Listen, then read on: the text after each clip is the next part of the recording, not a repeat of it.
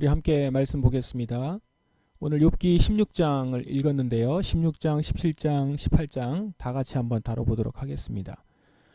계속해서 욥과 세 친구가 번갈아 가면서 논쟁하고 있는 그 내용을 우리는 계속 좀 읽고 있습니다.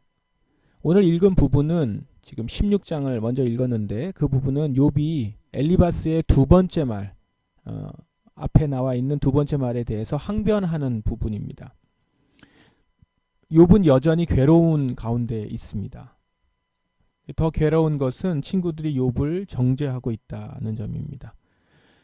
엘리바스는 신학적 교리를 바탕으로 해서 욥이 자신의 죄를 인정하고 용서를 구해야 된다, 이렇게 지금 말하고 있고요.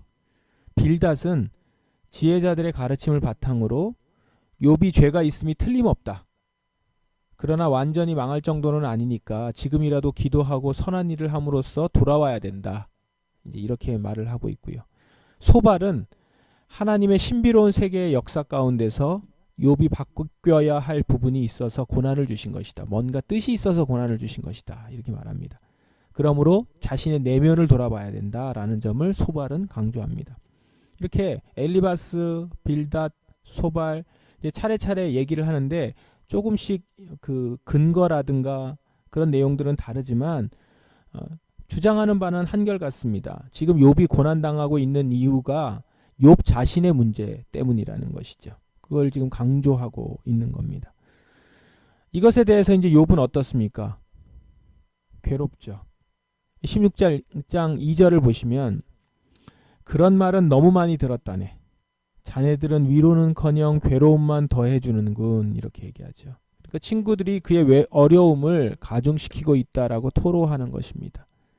그런데 이제 17절 보시면 그렇지만 난 내 손으로 폭력을 행한 일이 없고 내 기도는 항상 진실하다. 지금 욥이 고통받고 있는 이 고통이 자신의 잘못으로 인해 생긴 것이 아니다라는 겁니다.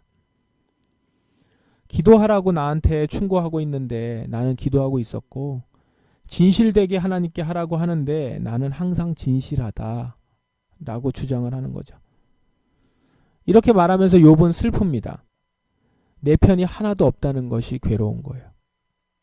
그래서 20절에 보면 내 친구들이 나를 조롱하니 나는 하나님께 눈물을 쏟아내네. 내 친구들이 나를 조롱하니, 그냥 다른 누구도 아니고 내 친구가 나를 그렇게 바라보니 내가 하나님께만 눈물을 쏟을 수밖에 없다, 울 수밖에 없다라는 겁니다. 그래서 욥은 더더욱 하나님만 바라는 상황이 됩니다. 그래서 욥기 17장에 보면 이제 하나님께 기도하는 내용이죠. 3절 보시면 오 주님, 당신이 친히 나를 보증해 주십시오. 누가 나에게 죄가 없다고 증거해 줄 수 있겠습니까? 자기 마음의 진심과 자기 상황을 알려줄 수 있고 말해줄 수 있는 말해줄 수 있는 분은 하나님밖에 없다라는 겁니다. 주님이 나를 인정해 주시고 내가 틀리지 않았음을 보여주시지 않는다면 해결할 수 없다라는 겁니다. 아무도 내 편에서 얘기해 주고 있지 않다는 것이 욥의 괴로움을 더욱 가중시키고 있는 것이죠. 그래서 욥기 뒤로 가면 갈수록 욥은 더 격하게 그렇게 토로하고 있고, 뒤로 가면 갈수록 점점 더 거칠어집니다. 그럴 수밖에 없는 게 친구들이 점점 더 강하게 얘기를 하거든요. 이제 이런 상황에서 욥기 18장이 빌닷이 다시 나옵니다. 빌닷은 우리가 지난주에도 잠깐 봤는데 앞서서 욥이 악행을 저지른 것이 분명하다고 말합니다. 너가 엘리바스의 얘기를 저렇게 받아치는 걸 보니 너의 악행은 더 분명하다, 이제 이런 식으로 빌닷이 가요. 지혜자들의 가르침에 따르면 악인의 행위의 결과는 인과응보에 따른 것이라는 겁니다. 그리고 그 악인은 하나님을 알지 못하고 무시하는 자를 말해요. 그 악인은. 그래서 18장 21절에 보시면 악인의 집이 처한 운명이 이러하고 하나님을 무시하는 자의 처소가 이렇다네 라고 하면서 이제 마무리를 하거든요, 자기 얘기를. 근데 그 앞에 내용이 그럼 무슨 얘기죠? 욥이 지금 그렇게 처해 있다라는 거예요. 그러니까 욥의 처한 현실을 보면 그는 하나님을 무시하는 자, 하나님을 모르는 자다라고 아예 단정을 딱 짓고 있습니다. 지난번 말씀에서도 그렇고 이 빌닷의 말이 매우 거세죠. 이제 되게 거칠죠. 그래서 지난주에 그 말씀에서 어떻게 얘기했습니까? 자녀들이 죽은 게 죄 때문이다라는 거예요. 그들이 잘못을 저질렀기 때문이다.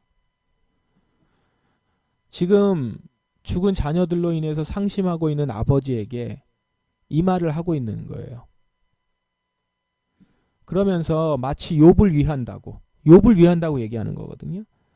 당신은 죽지 않았으니까 자녀들만큼 죄진 건 아니다. 그러니 지금 기도하고 선행을 행함으로 다시 회복의 기회를 잡으라 라고 말하고 있는 거예요. 이게 얼마나 잔인한 모습입니까?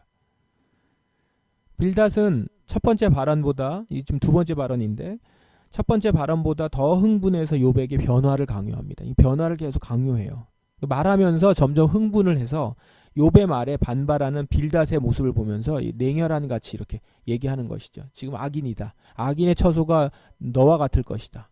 이러면서 바꾸기를 원하면서 얘기하고 있는데 굉장히 단정짓고 정죄하는 말들로 빌닷의 얘기가 그렇게 거칠어진 것입니다.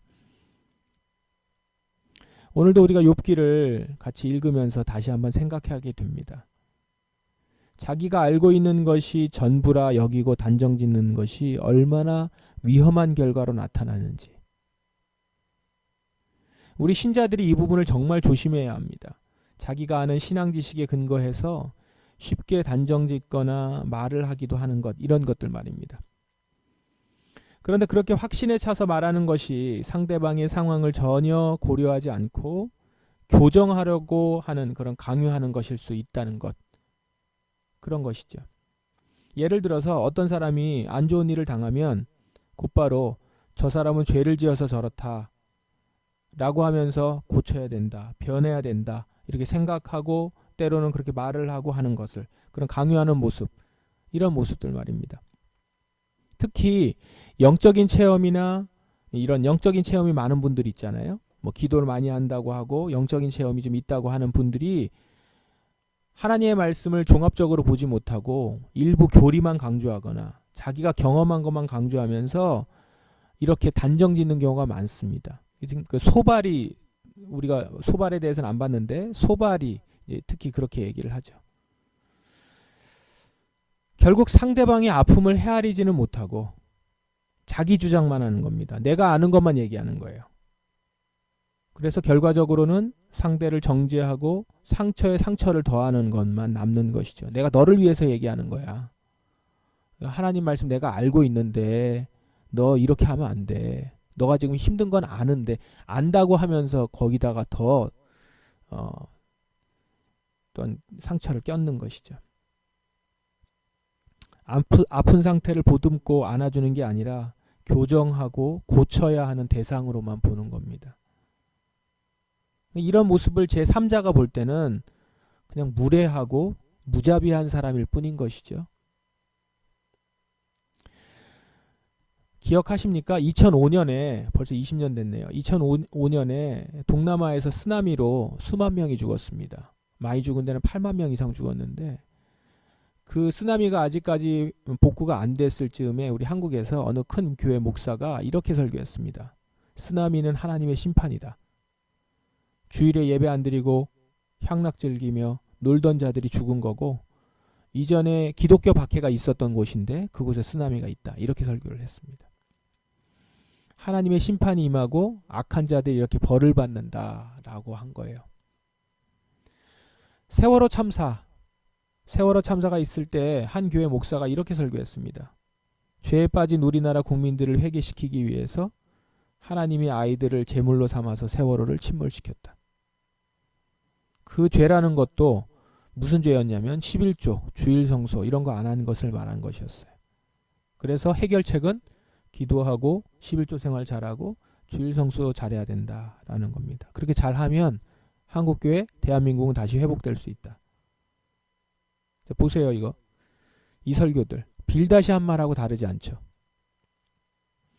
지금 쓰나미로, 참사로 고통 속에 있는 사람들 앞에서 너희 죄로 인한 것이다. 자녀들이 침몰한 배와 함께 죽었는데 죄 때문에 죽은 것이니까 회개하라. 기도해라. 선행을 행하라. 라는 겁니다. 자녀가 죽어서 비탄에 빠진 부모들의 아픔은 하나도 헤아리지 못하는 냉혈한 같은 무자비한 모습인 것이 교회 안에서의 신자들이 말씀을 가지고 얘기한 것입니다. 이런 설교를 듣고 아멘하는 교회, 세상은 어떻게 바라보겠습니까? 물론 대원칙이 있습니다. 하나님은 죄인을 징계하시고 의인에게 복을 주시는 분이십니다. 하지만 예외가 있고 그 예외가 누구에게 해당되는지 우리는 확신할 수 없습니다. 어느 사람이 불행한 일을 당했을 때 그 이유를 우리는 명확히 알 수 없다는 것입니다. 확실한 건 지금 저 사람이 슬픔 가운데 있다는 것이죠. 설령 우리가 봤을 때 확실히 저건 벌이다, 징계다, 이런 사람들도 있거든요. 그렇다 하더라도 그로 인해서 고통을 당하고 있는, 지금 당장 고통당하고 있는 사람 앞에서 그것을 들춰내거나 정죄해서는 안 된다는 것이죠. 속단하지 말고 겸손해야 합니다. 언제나 나는 모든 것을 알지 못한다라는 겸손함을 잃지 말고 사랑으로 아픔을 겪는 자들에게 다가가야 할 것입니다. 진심으로 아파하며 슬픔에 함께하며 위로가 절실한 자들에게 잔잔한 위로를 선사할 수 있는 모습이, 그것이 진정 하나님의 주권을 인정하는 모습일 것입니다. 그리고 그 가운데서 하나님께서 위로하심과 동시에 필요하면 하나님께서 그 가운데서 회개케도 하시고 주 앞으로 돌아오게 하는 일들을 행하실 것입니다. 우리가 그때 해야 할 것은 처음에 친구들이 와서 7일 동안 함께 울어주었던 그 모습이 끝까지 우리가 가져야 되는 모습이다라는 것이죠. 오늘 여러분, 우리가 계명만 아는 말씀에 대한 교리와 그 계명만 아는 자기가 아는 것만 주장하는 그런 무자비한 사람이 아니라 예수 그리스도의 진정한 사랑을 아는 그리스도인으로 우리가 살아가기를 바랍니다. 말씀 앞에서 겸손하게 서며 시대의 죄악들 앞에서 날카롭게 말씀을 외치고 행동하면서도 한 사람 한 사람의 아픔과 어려움에 사랑으로 공감하며 다가갈 수 있는 우리가 되기를 바랍니다. 또한 먼저 그 아픔에는 동참하되 나 자신을 돌아볼 때는 다른 이에게 그렇게 말하는 것이 아니라 나 자신을 돌아보면서 내가 회개하고 내가 돌이키고 내가 더 주님 앞에 온전하게 서는 일들로 교훈을 받을 수 있기를 바랍니다. 그래서 지금 욥과 같이 고통받는 그런 이들에게, 지금도 그런 이들이 많이 있는데 그들에게 진정 위로가 되는 사람들이 되기를, 그런 우리 교회가 되기를 주님의 이름으로 축원합니다.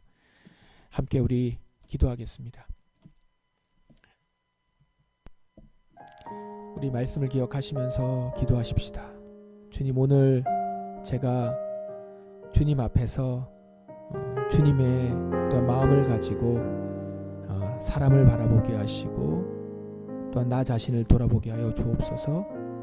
내가 모든 걸 알지 못하는데 아는 것처럼 다른 이에게 다가가 정죄하거나 변화를 촉구하기보다 겸손하게 그 앞에 서게 하시고 욥과 같이 고통받는 이들에게 진정 위로가 되어주는 사람이 되기를 원합니다. 그리고 주님 앞에서, 말씀 앞에서 내가 서는 자, 내가 먼저 설 수 있는 자 되게 하시고 그리고 다른 이들을 사랑으로 세우는 자 되게 하여 주시옵소서. 이렇게 주님 앞에 나아가며 기도하십시다. 기도하겠습니다.